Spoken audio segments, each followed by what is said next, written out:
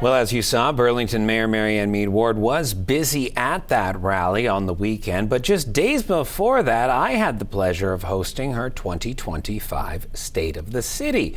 The sold-out event took place at the Burlington Convention Centre and was hosted by the Burlington Chamber of Commerce. Nikki Wesley reports. Mayor Marianne Meed Ward began Friday morning addressing the elephant in the room, which is the impending trade war that the U.S. is poised to launch on February 1st. Everyone is so concerned about the potential threat, which looks very real, February 1st, 25% tariffs. And we have a lot of purchasing power here in Burlington with our businesses, our consumers, but also municipalities. We have a $100 million capital program just in 24, just in Burlington. So that is a huge amount. If we favor and support our local businesses, that can be part of our Team Canada initiative. So I've offered that to the Premier, to Minister Bethlen Falvey.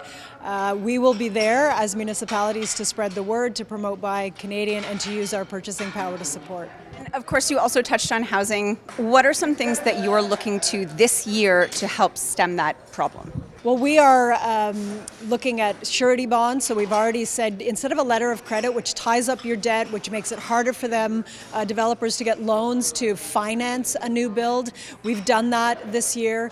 We're going to be advocating to the government. So much of what is affecting the economy is out of our control. High interest rates, supply chain, especially if there are tariffs. So we are there to support our businesses, add our voices where we can, but we've also taken down our development charges by 15%. So that's a little bit more money in the pockets of home buyers and home builders to get the job done, and we'll continue to look at ways that we can help. You may have heard me say that the federal government has all the money, the provincial government has all the power, and municipalities have all the problems.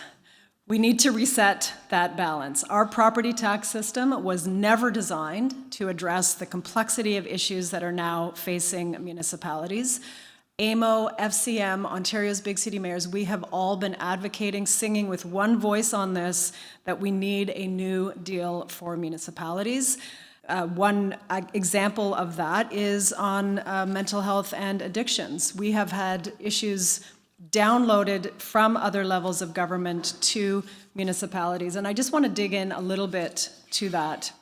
The Association of Municipalities found that $4.1 billion of housing and homelessness support in Ontario was funded by municipalities. Half of that total is funded by municipalities. We are the only province in the country where funding for social housing has been downloaded to the property tax base, placing an unsustainable financial burden on property taxes.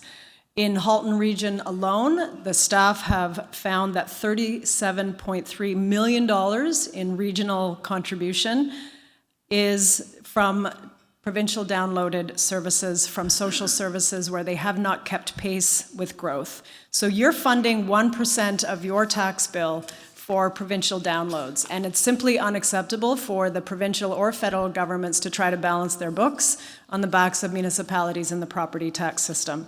So we'll continue to raise that issue during the two elections coming up. So what does this mean for you for the 2025 budget? As I mentioned, we're facing significant pressures on our budget from provincial and federal downloading.